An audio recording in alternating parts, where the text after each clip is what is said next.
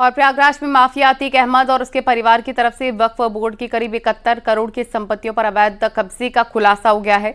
जांच में पता चला है कि वक्फ के तत्कालीन मुतव्वली ने फर्जी दस्तावेज के जरिए अतीक अहमद और अशरफ के रिश्तेदारों को संपत्तियां सौंप दी, जिसमें कई बहुमंजिला इमारतें और दुकानें बनाई गई हैं।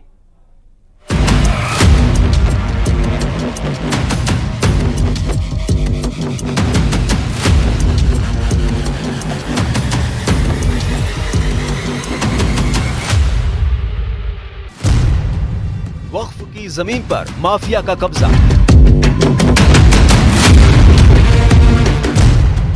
अतीक अशरफ ने हड़पी 71 करोड़ की जमीन।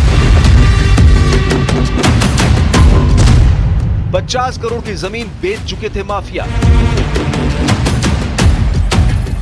प्रयागराज में माफिया अतीक अहमद और उसके परिवार की तरफ से वक्फ बोर्ड की करीब 71 करोड़ की संपत्तियों पर अवैध कब्जे का खुलासा हुआ है। जांच में पता चला कि वक्फ के तत्कालीन मुतवली ने फर्जी दस्तावेजों के जरिए अतीक अहमद और अशरफ के रिश्तेदारों को संपत्तियां सौंप दी, जिसमें कई बहुमंजिला इमारतें और दुकानें बनाई गई। हैरान करने वाली बात यह है कि माफिया ब्रदर्स ने सुन्नी वक्फ बोर्ड की 71 करोड़ की संपत्ति पर न सिर्फ कब्जा किया हुआ था, बल्कि ये लोग फर्जी कागजातों के जरिए करीब 50 करोड़ की जमीन को भी बेच चुके थे। सिर्फ जमीन ही नहीं, अतीक और अशरफ ने इन जमीनों की मिट्टी को भी बेच डाली थी।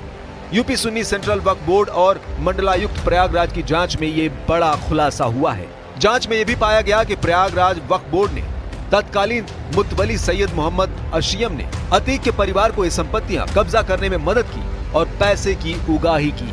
इसके बाद मुतवली को पद से हटा दिया गया और एक नया मुतवली नियुक्त किया गया।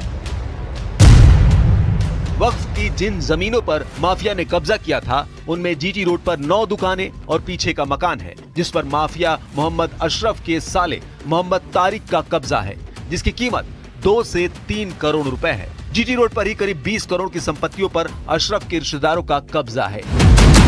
ऐसे ही कुल मिलाकर 71 करोड़ की संपत्तियां अतीक अशरफ के कब्जे में थी, जिस पर प्रयागराज पुलिस ने 18 नवंबर 2023 को अतीक के परिवार के 7 लोगों के खिलाफ केस दर्ज किया था। इनमें से कुछ संपत्तियों पर बुलडोजर चला दिया गया है, जबकि बाकी संपत्तियों को लेकर कार्रवाई जारी है।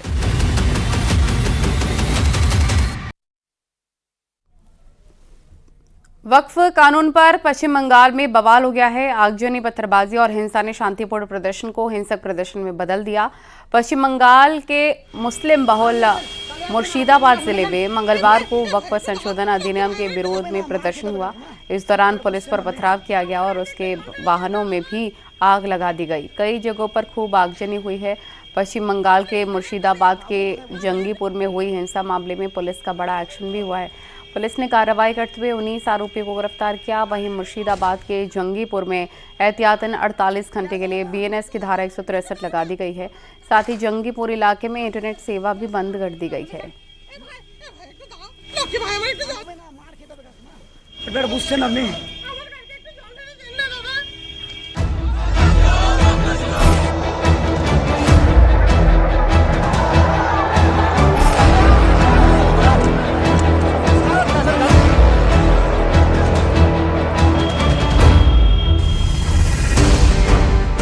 मुर्शिदाबाद में वक्फ पर बवाल के बाद प्रशासनिक सख्ती।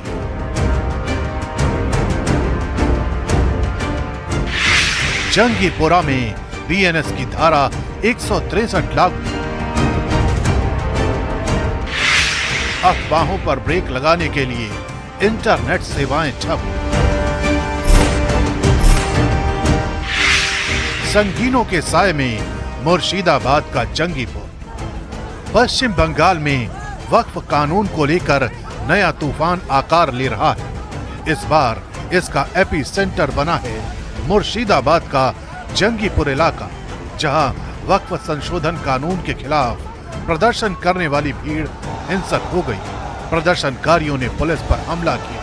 पुलिस की कई गाड़ियों में तोड़फोड़ कर दी गई, जबकि कई गाड़ियों को आग के हवाले कर दिया गया। बताया तो ये भी जा रहा है कि इस दौरान प्रदर्शनकारियों ने कानून व्यवस्था को ठेंगा दिखाते हुए पुलिस के साथ मारपीट भी की। यही वजह है कि अब मुर्शिदाबाद में प्रशासनिक सख्ती लागू कर दी गई है।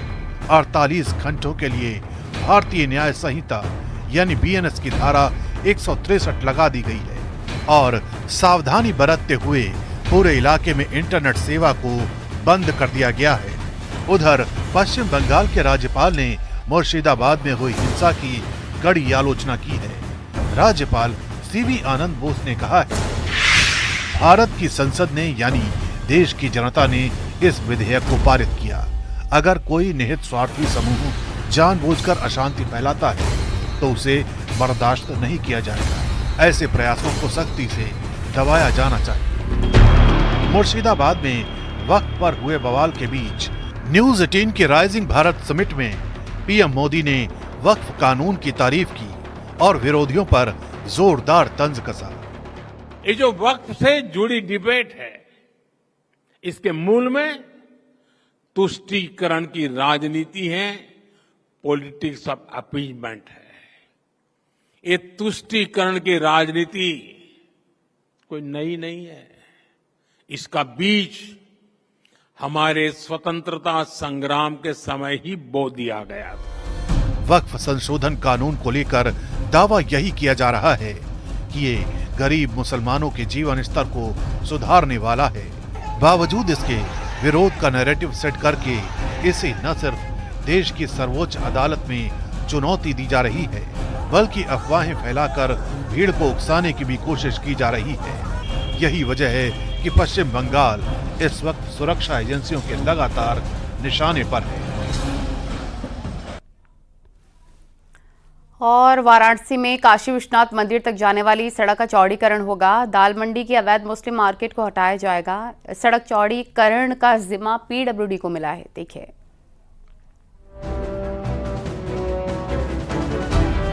पूर्वांचल का सबसे बड़ा मुस्लिम बाजार वाराणसी का दाल मंडी अब टूटेगा और यहाँ 17.40 मीटर चौड़ी सड़क बनेगी। श्रद्धालुओं के लिए काशी विश्वनाथ धाम की राह आसान करने के लिए दाल मंडी इलाके की करीब 1 किलोमीटर लंबी सड़क चौड़ी करने का प्लान है।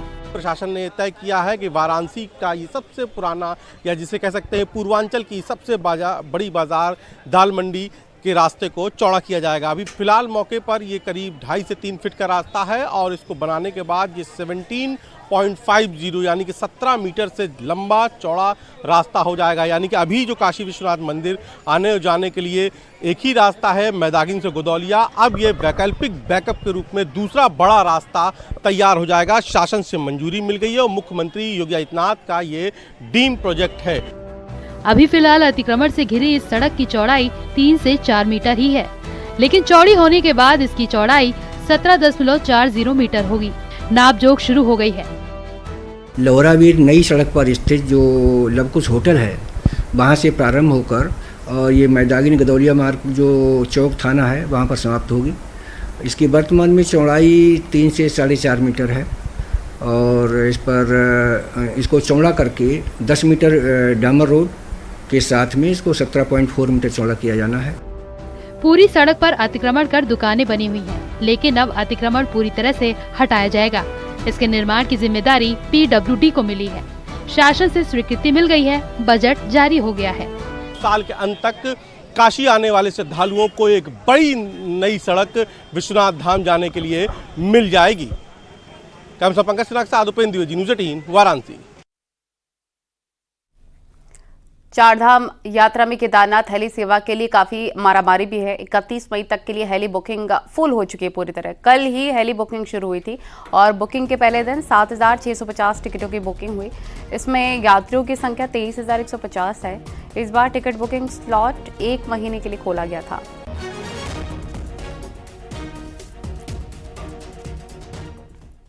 देश भर में अप्रैल के महीने में रिकॉर्ड तोड़ गर्मी से लोग काफ़ी परेशान हैं। आगरा, गाजियाबाद, झांसी में लोगों का घर से निकलना मुश्किल हो गया है। कई राज्यों में हीट वेव का अलर्ट भी जारी हो गया है।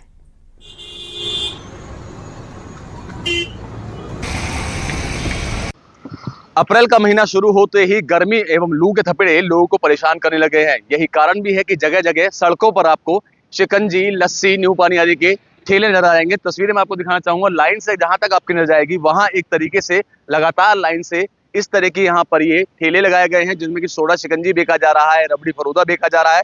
ठंडे पेय पदार्थ यहाँ पर बेचे जा रहे हैं। वजह यही है कि लगातार बढ़ती हुई गर्मी ने लोगों को हलकान किया हुआ है। जो यहाँ दुकानदार है उनसे जानेंगे और बात करेंगे। सबसे पहले आपका नाम जानना चाहूंगा बेटा। मुशर्रफ, जैसे अब गर्मी आई है तो गर्मी में कितनी आपकी सेल बढ़ जाती है? बढ़ जाती है। अच्छा, 50-60 गिलास बिक जाता है। 50-60 गिलास बिक जाता है। हाँ जी, अच्छा, अमूमन जो लगाते हैं आप पूरे साल लगाते हैं या गर्मियों के मौसम में लगाते हैं? पूरे साल लगाते हैं। पूरे साल लगाते हैं, लेकिन 2 महीने के लिए बंद करते हैं बस। 2 महीने के लिए बंद करते हैं। हाँ, जो सेल बढ़ती है वो किस मौसम में बढ़ती है, किस महीने में बढ़ती है? अप्रैल के महीने में बढ़ते हैं। अप्रैल और मई में बढ़ती है। हाँ, ज़्यादा सेल होती है। अच्छा, हाँ, ज्यादा गर्मी सेल होती है गर्मी की वजह से, क्योंकि ये बताया जाता है कि अगर आपको हीट वेव से बचना है, अगर आपको लू के थपेड़ों से बचना है, तो आपको तरल पेय पदार्थ लेने चाहिए। यही कारण भी है कि इस तरीके की दुकान आपको हर जगह, गाजियाबाद नहीं बल्कि दिल्ली एनसीआर में लगती हुई नजर आएंगी। जहां हम खड़े हुए हैं इस लोकेशन पे, एक के बाद एक जहां तक भी आपको नजर आएगी इसी तरीके की दुकानें खुली हुई हैं। और ये लोग हैं जो कि अपने अपने ग्राहकों का हालांकि इंतजार कर रहे हैं। सुबह का ये वक्त है। कुछ और लोग भी हैं, उनसे भी जान लेते हैं और बात कर लेते हैं। आपका नाम जानना चाहूंगा। मोहम्मद इरफान। इरफान, कब से आप यहाँ ये काम कर रहे हैं? मैं पहले मेरे फादर लगाते थे, अब मैं 5 साल से मैं हूँ। फादर को कम से कम 25 साल हो गए। 25 साल हो गए हैं। अच्छा, गर्मी का मौसम आते ही सेल बढ़ जाती होगी, तो अधिकांश लोग बाग क्या मांगते हैं? फरवरी अधिकांश लोग फालूदा और शिकंजी मांगते हैं जी, और यहाँ रिलैक्स करने ही आते हैं अपनी फैमिली के साथ। रिलैक्स करने के लिए आते हैं।